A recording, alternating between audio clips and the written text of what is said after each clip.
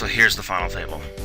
So when we get to a new table, and especially when we get to a final table, as I've mentioned a couple times before,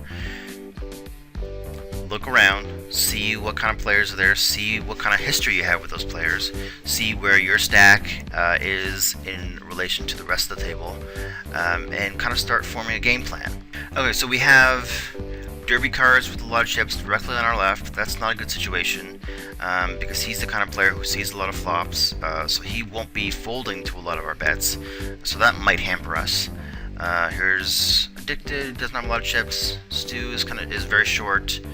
Spy has a medium stack. Eradicator, who's a good player, has one of the bigger stacks of the table. Shiva is a non-factor because she only has 9 big blinds.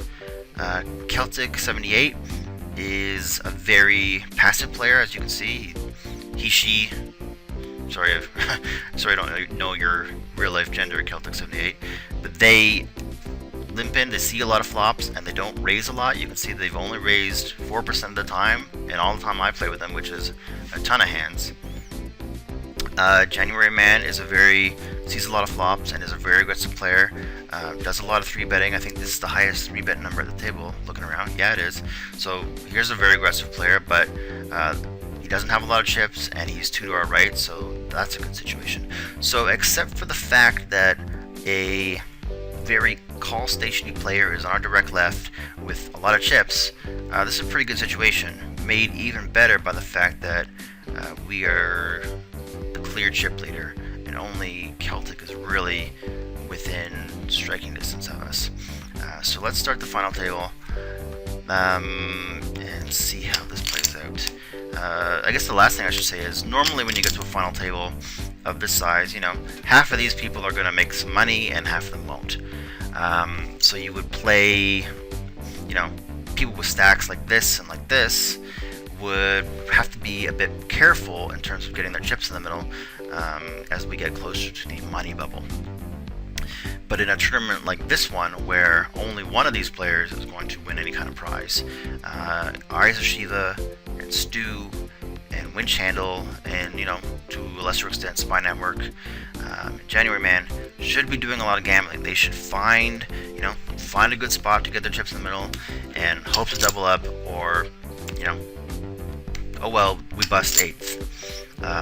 There's no benefit to inching up the prize payouts because there are no prize payouts. The short stacks need to start gambling right away, and the big stacks need to be putting pressure on the medium-sized stacks. So that's hopefully what I'm going to do, and we'll see what everybody else does. So this is the actual first hand of the final table. I'm going to try and start by asserting my dominance and raising early position with H-Jack suited. Coming for min-raise. Folds. January Man times 2 calls. When we check, as we've done very often, we're going to bet any flop. Any calls. Might take another stab on the turn, but his stack is getting dangerously close to the pot size. So if I bet the turn, his only real play is to shove, and I don't have a hand to call him with, so I'm going to try and get to showdown cheaply. And I could call this river hoping we chop with just ace high, but there's really no value in that. He's betting 40% of his stack here. That feels very strong to me, so I'm just going to happily fold and preserve my chip lead.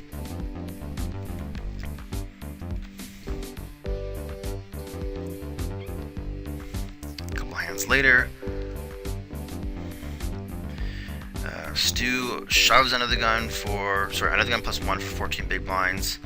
I'm the big stack, and I have to play sheriff here, and pocket tens is as good as any hand to call off with here. Hopefully we win a flip. Technical point is I probably should have just shoved here. I'm not folding if Derby Cars decides to shove, so I may as well just shove and not get cute with this little small re-raise here. This min re-raise essentially. But Derby folds, we go heads up with Stu, and we do win the coin flip. So Stu finishes in 10th position, and we can consolidate our chip lead.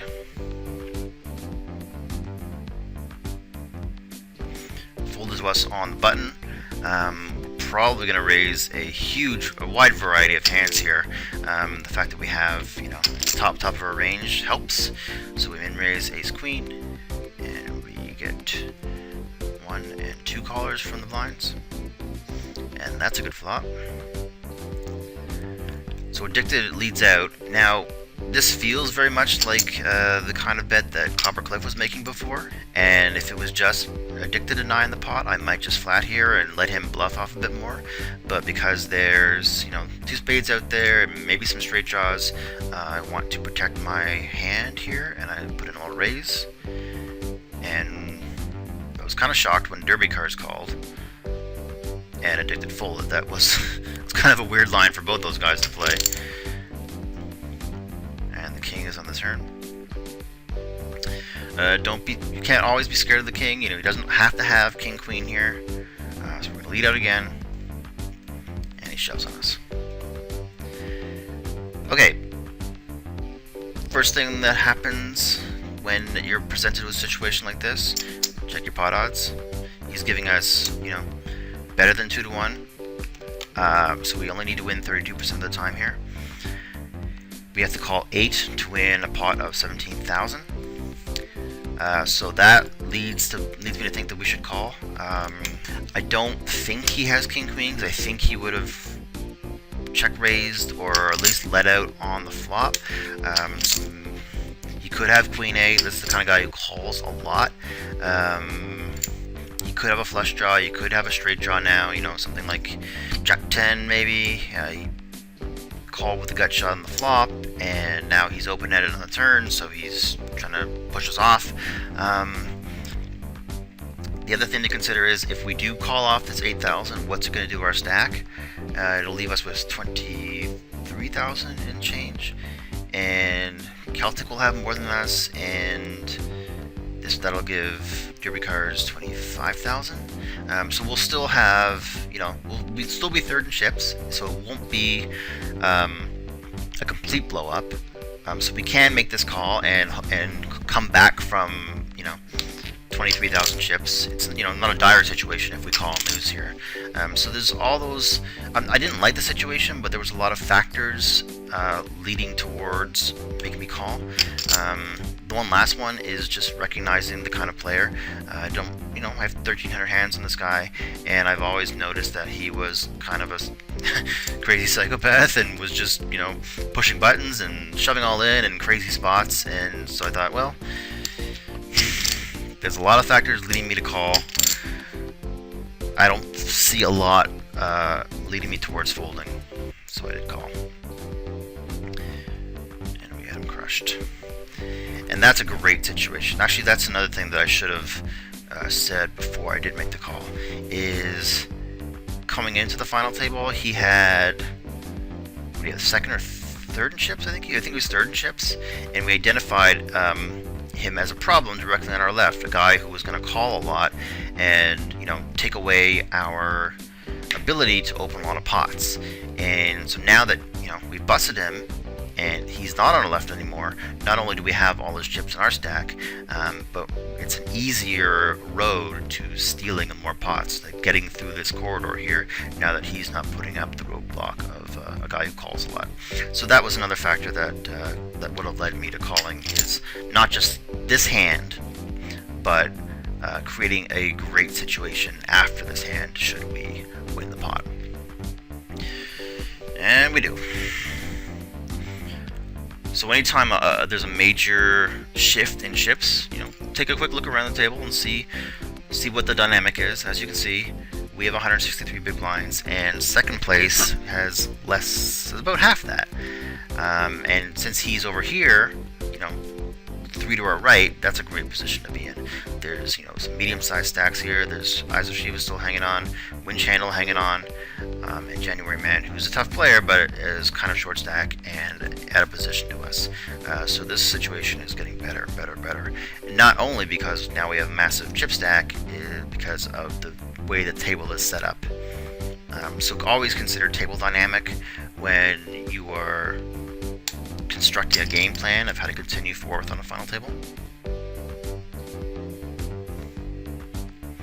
Addicted raises under the gun.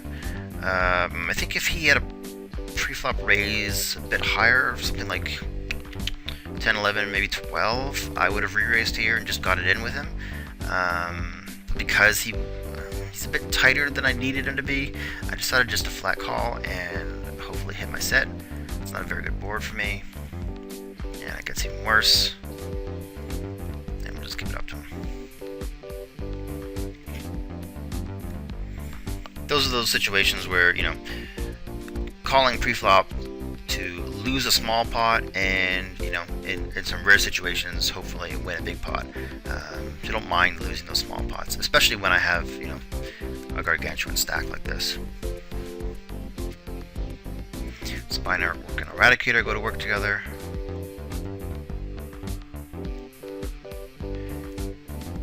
Looks like someone got their flush draw. Okay, did he call a raise pre-flop with 5 deuce?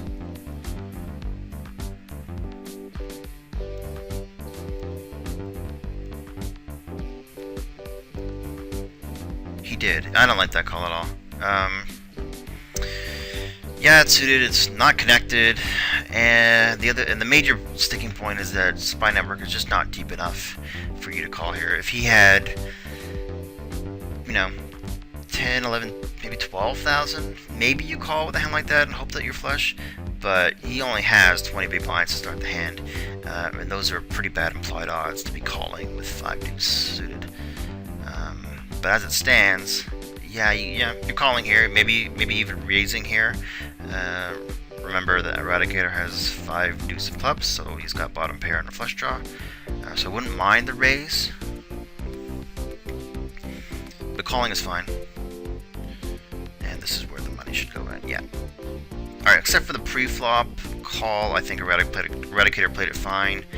And yeah, Spy Network is not getting away from that when he hits his queen on the turn with the nut flush redraw. Except for the pre-flop call, I think everybody played that hand fairly well.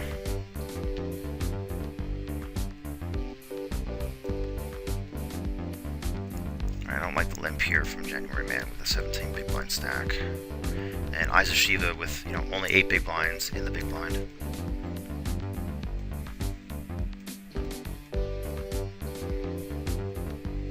Get raising there. You're gonna call off versus her. Yeah, I don't like the limp there. But after that, I think everybody played their hand fine, and I guess Eyes of Shiva played her hand better because she managed to get lucky on the turn. So there's your skill lesson, how to get lucky in the turn.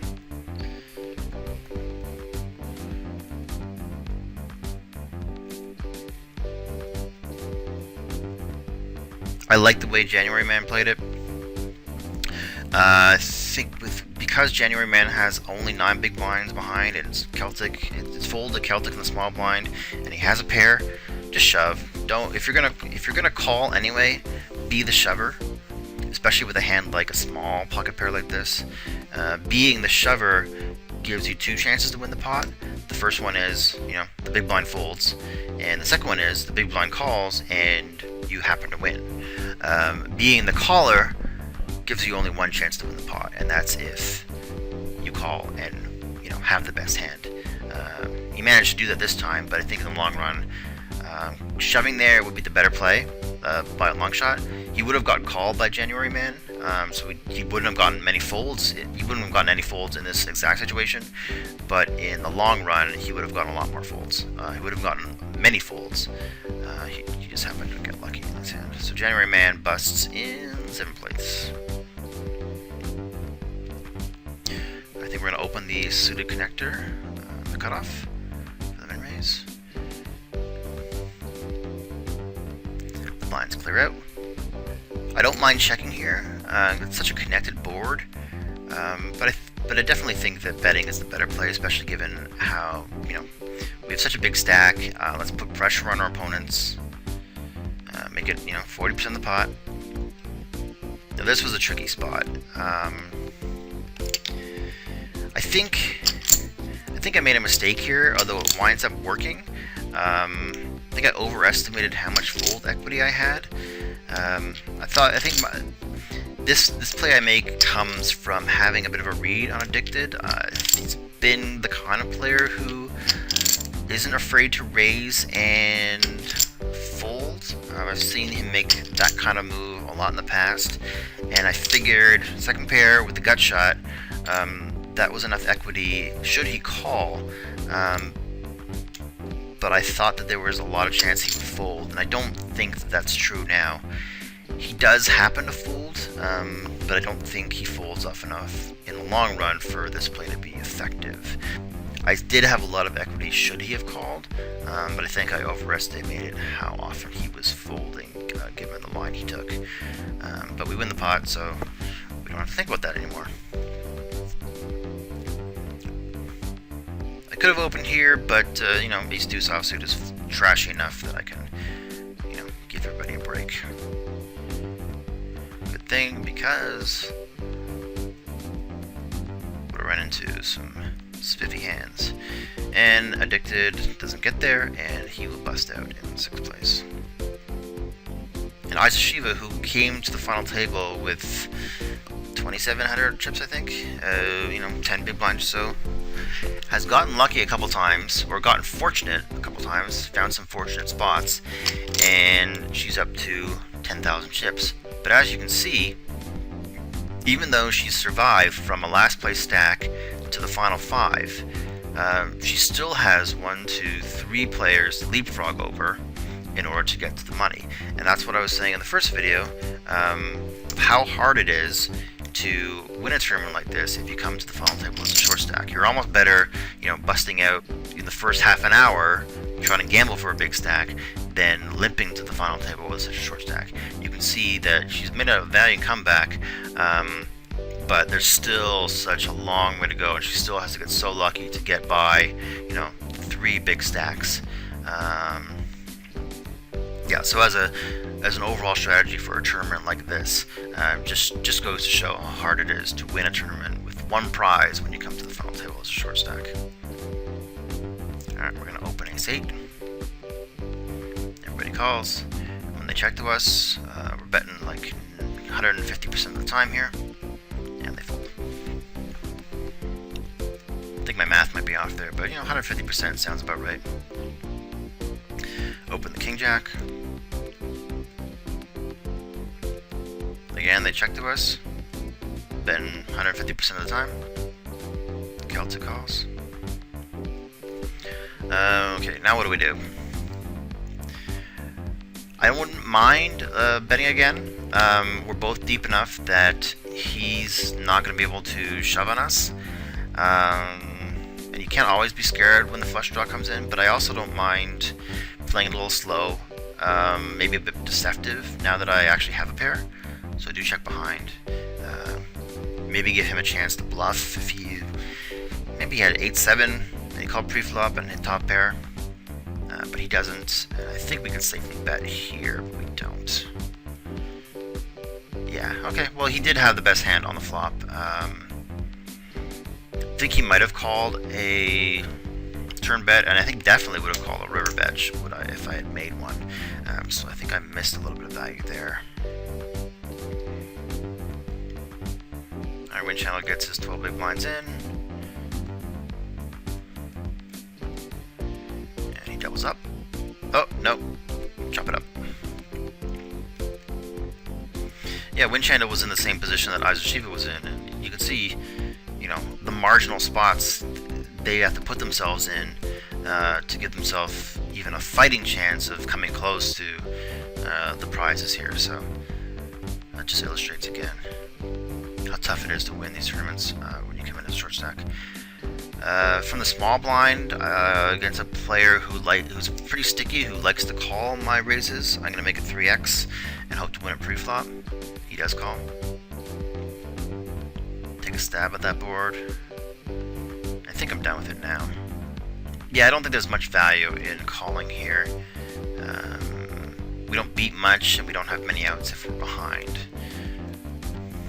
and we're out of position, so it's tougher. So why not just take the conservative route and don't give a tough player on our left more chips than they need.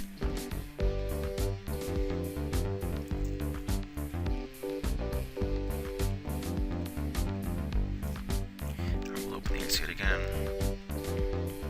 Can we get a bunch of calls? I think this is a good board to c-bet on, but I don't.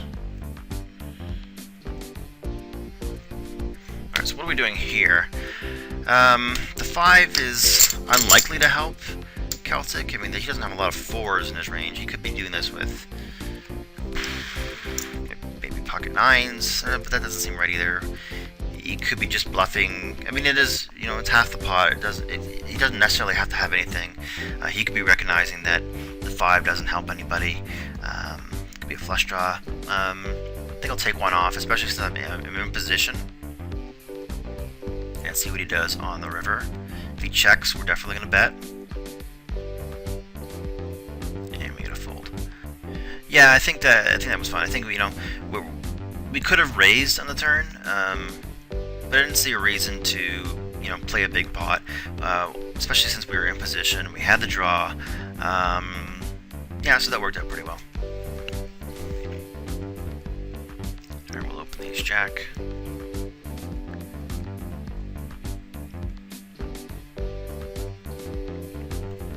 This is...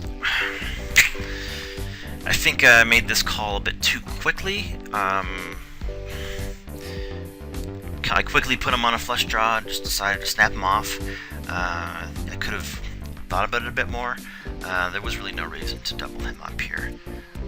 But I don't hate it. I mean, most of the time he has a king there. He does have a lot of flush draws, which we have fairly good equity against. But when he's, betting almost 3 times the pot, I think we could take a bit more time and find a fold. Although it's not the worst call in the world.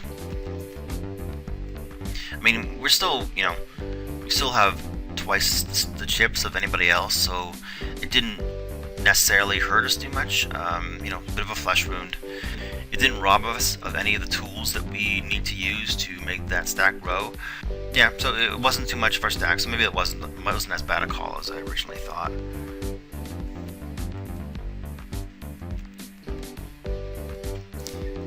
I think I like a lead here. Definitely gonna bet it now. Alright, so we can probably take him off a queen because he didn't bet the flop. So I would like to see us, bet out for something in the neighborhood of 1500. Probably not much more than that. Yeah, I think we could have a lot more than that. Yeah. Although maybe he could have gotten away from, the 6 with the 4 kicker. But I think when he calls the flop, or he doesn't check, but he doesn't bet the flop and then just calls on the turn, I think we could have got a bit more value out of that. Although, maybe we couldn't. I think that was probably the bottom of what he was calling us with, so maybe we could have gotten a bit more. Could have opened the 5-8 offsuit there, but with Shiva's stack and the big blind, I think that's a bit optimistic. So, okay, as it stands, Rediker limps, Shiva shoves, and Eradicator calls. I remember this one. I didn't like the way Eradicator played this one. That's kind of similar to the way Celtic played their pocket 3s versus January men's pocket 7s. If you're going to call the shove anyway, why not be the shover, and hopefully you get a fold. Like I said, limping and then calling, you only have one way to win the pot. Shoving, you have 2 ways to win the pot. Yeah, so that's a good rule of thumb. Take a look at the people on your left, and if you see that any of them have a stack that they're likely to shove all in with, and you think, well, I'm going to call anyway, so why not be the shover yourself and hope to get some folds in there. And if they do call, hope to suck out with your Jack-10 offsuit, which Eradicator did here. And so Shiva, as you can see, she couldn't fade the luck all the way from, coming in as a short stack to winning the tournament. You have to kind of be very, very fortunate to run pure for the whole final table if you're going to come in as a short stack and win the one prize. And it's, as you can see, it's very tough to do. She didn't manage to do it. Alright, so after that double up, we are still the dominant chip leader, but now Eradicator is in second place, and he's directly on our left, so that's the worst situation it could be. But I think we're still going to open the King 5 suited here. I think we'll bet our flush draw. Oh, I check it. Why did I do that? Do I go for the check raise here? I do. Well, that's lovely. I'm going to go back to that flop decision. I think I'd rather lead out here, keep the pot a bit smaller, then go for the check raise, which bloats the pot out of position when I only have king high. And he's betting, you know, look at the sizing there, like about 75% of the pot. So I don't think he's folding much to us. The only good thing we did so far is, you know, get there on the turn. And I think I want to bet here and represent that we have, you know, just the queen. And if we check raise, we're only representing the flush, right? And if we check raise, sometimes we don't get the bet out of him that we get to raise, which happens here. And so now we pretty much have to bet. Yeah, we can't bomb too hard here because he needs, you know, he needs a big diamond to call us with, and he doesn't have that often enough to make it worthwhile. But we do bet about 40% of the pot, and he calls us. He had the diamond, and you know, as we see, that's a fortunate run out. I don't think he would have called if it wasn't a diamond on the river, although maybe he would have.